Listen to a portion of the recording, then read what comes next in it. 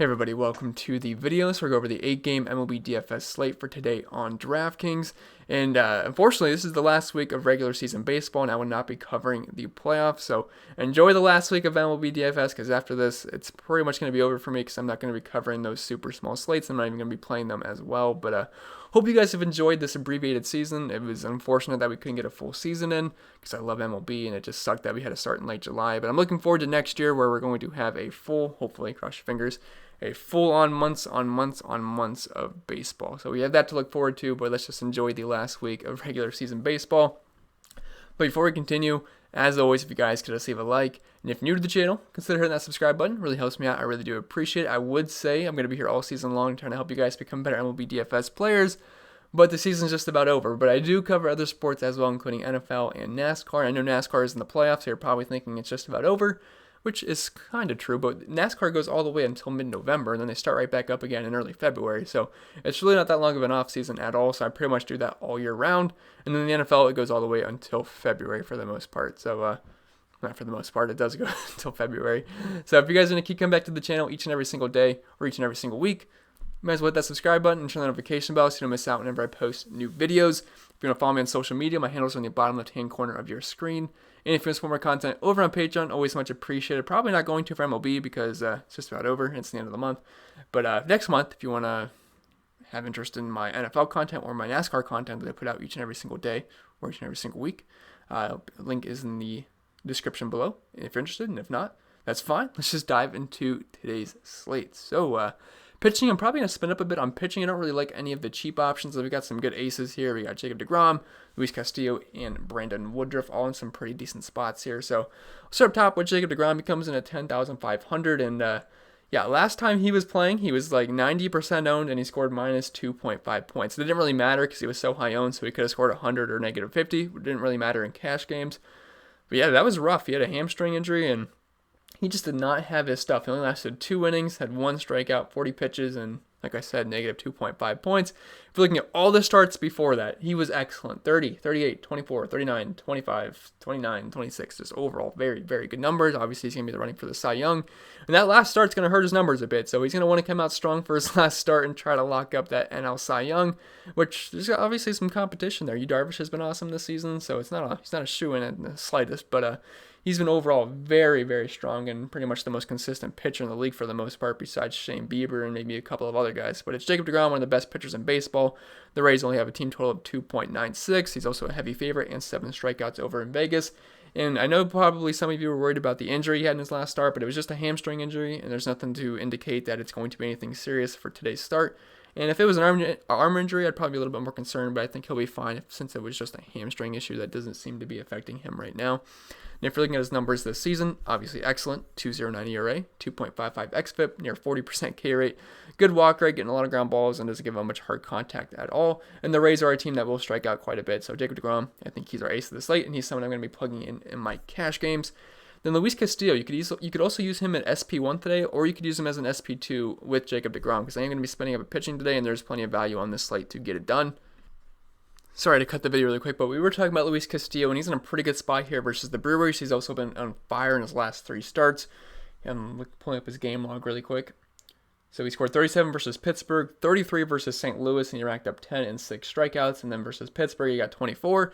Then 5 starts ago versus the Brewers, he did score 24 points, striking out 9 on 113 pitches. And I think he should have a pretty good game here versus the Brewers. They're a team that will strike out quite a bit versus righties, and I've been kind of picking on the Brewers with right-handed pitching this season because outside of Christian Yelich, so overall this isn't the greatest lineup in the world. Looking at their splits, a near 28% K rate to righties, only an 8% walk rate, a 68 WRC plus, and a batting average below 200.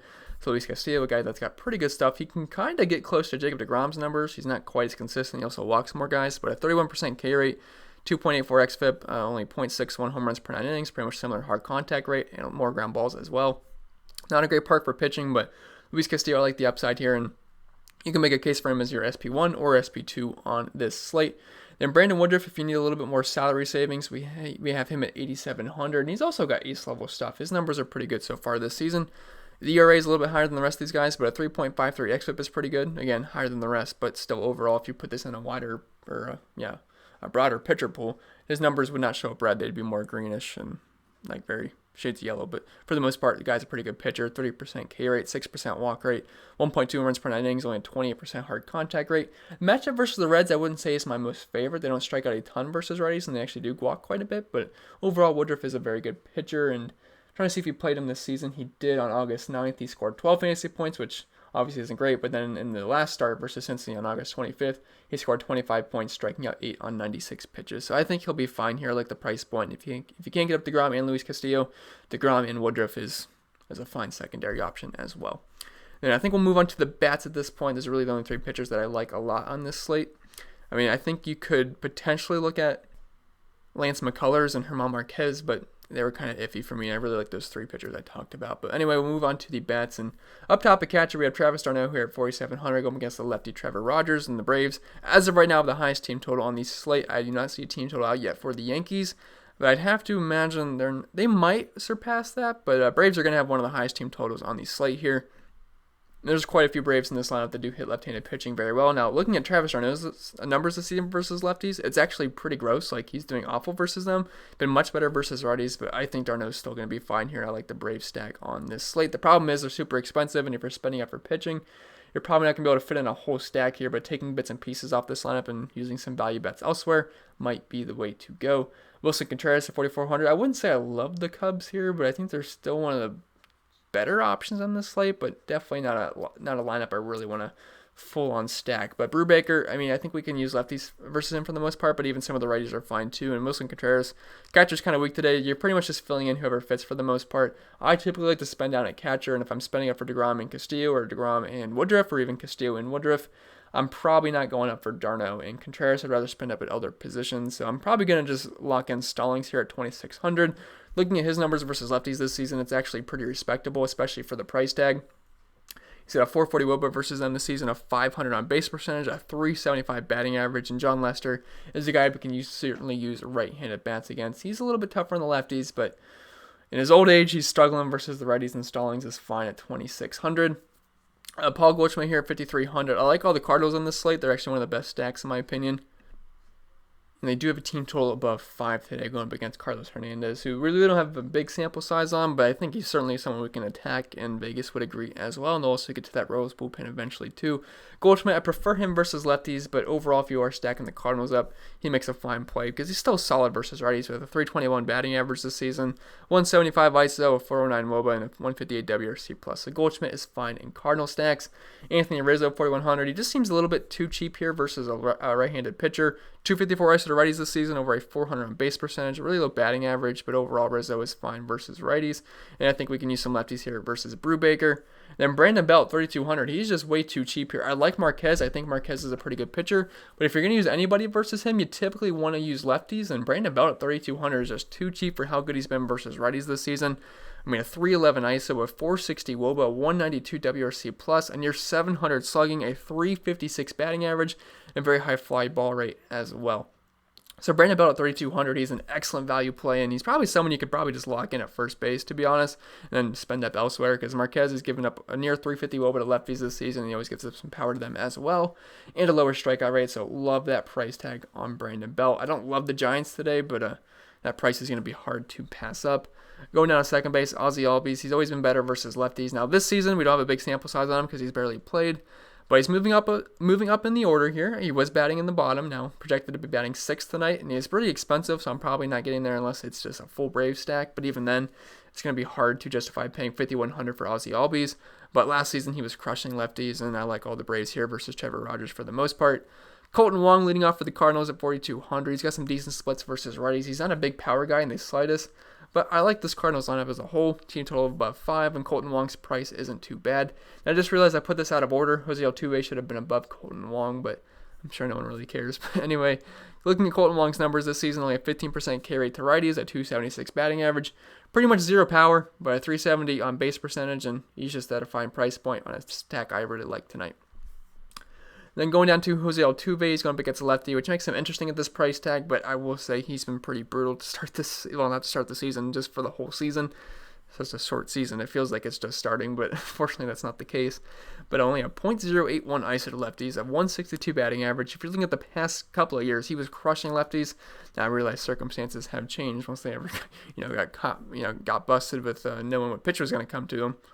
Tuve's been riding the struggle bus this season, but he's fine. But I would rather just play Colton Wong because I do like the Cardinals offense a lot better than I like the Astros today. And the Astros only have a team total of 4.25, so a lot of respect for Marco Gonzalez today.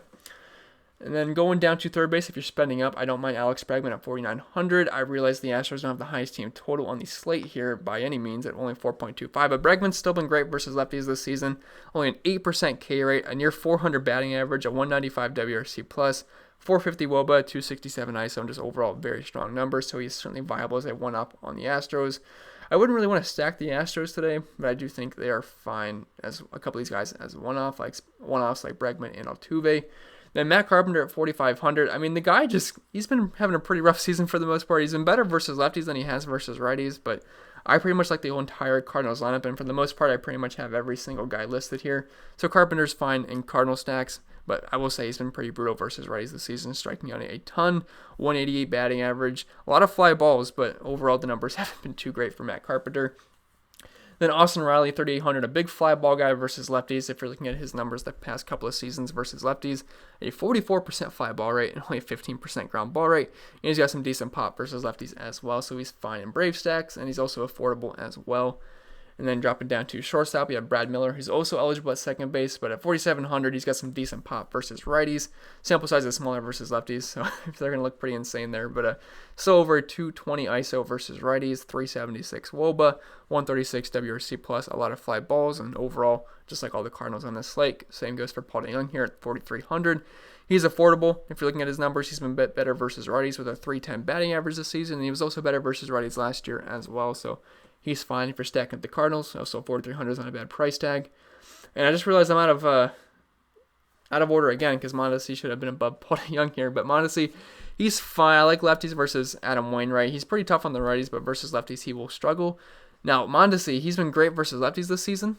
I say great. He's been solid versus lefties this season. The power's been nice at 303 ISO, but versus righties, he's been awful, like straight up awful. 32% K rate, 4% walk rate, 0.54 ISO, and just overall, you guys see the numbers. They have been awful. But he's been swinging a hot bat recently. He's definitely been improving. I mean, earlier in this season, or even a few weeks ago, the guy was in the low 3K range. Now he's all the way up to 4,600, but he's fine as a lefty versus Adam Wainwright. Then dropping down to the outfield, we have Ronald Acuna, 5,900. He's actually been kind of struggling versus lefties this season in the power department at only 176 ISO and a 177 batting average. But overall, his numbers are usually better versus lefties. He crushed them last season, and he's crushing righties this year, but he's one of the best bats in the league. And if you're stacking the Braves, Acuna is a fine option. But I do prefer his teammate Marcell Ozuna over Acuna today, just straight up, because he's been so good versus lefties this season, like insanely good numbers. And your 400 batting average, 1,000 slugging, a 276 WRC+, a 645 ISO, and a 595 WOBA. The guy's just been kind of like JD Martinez versus lefties last season, and even a bit better. I know it's a smaller sample size, but still, he's crushing lefties this year. And I definitely like Marcell Ozuna. He's one of the top options on the entire slate. And another Brave bat here in Adam Duvall. He's fine. He's getting a bit pricey here, but he's always got that triple tongue upside. Does strike out quite a bit, but a 265 ISO to lefties this season, a 265 batting average, a very high fly ball rate, kind of like Austin Riley, and just overall very good numbers versus lefties, so he's fine in Brave stacks. Tommy Edman at 4,700. I prefer him versus lefties, where he's got actually some really, really strong numbers versus lefties this season.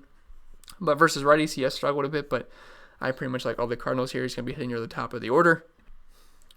Then we have Giancarlo Stanton. So I think you can stack the Yankees today, but they're not team total out yet. I'm kind of curious of what it's going to be. I think it's going to be above 5 here versus Matt Shoemaker, but it's still TBT. But I still think you can stack them up. But I do like this price tag on Giancarlo Stanton. He's still a bit too cheap here. Prefer him versus lefties, where he's got some of the best numbers in the league. I'm not really using this season's numbers because he's barely played, but over the course of his career, he's been one of the best lefty mashers in the league. But he's still got strong numbers versus righties, and he's got plenty of power. So I think Stanton's fine for stacking up the Yankees, or just even as a one-off power play. Corey Dickerson, 3,700 here, going up against Noah. Now, I don't really want to use the Marlins too much today, but they do get a park bump going up in Atlanta that does favor lefty power, and they only have a team total of 4.19, but Dickerson's been fine versus righties this season. Power, only 137 ISO, but a 355 on base percentage, only striking out 13% of the time, and a decent batting average of 263 as well. So Corey Dickerson, he's fine. I wish he was a bit cheaper, but I think he's in a decent spot. And then if you want a free play, you have Alex Gordon at 2,100, hitting in the middle of the order as a lefty versus Adam Wainwright.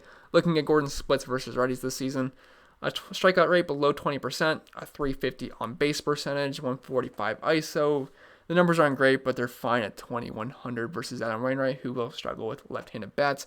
You could also throw in Jace Peterson here as well, who's also eligible at third base too, if you want to save some money at third base. But hope this video was helpful, guys. If it was, make sure you leave a like, and if you're new to the channel, hit the subscribe button. Really helps me out. I really do appreciate that.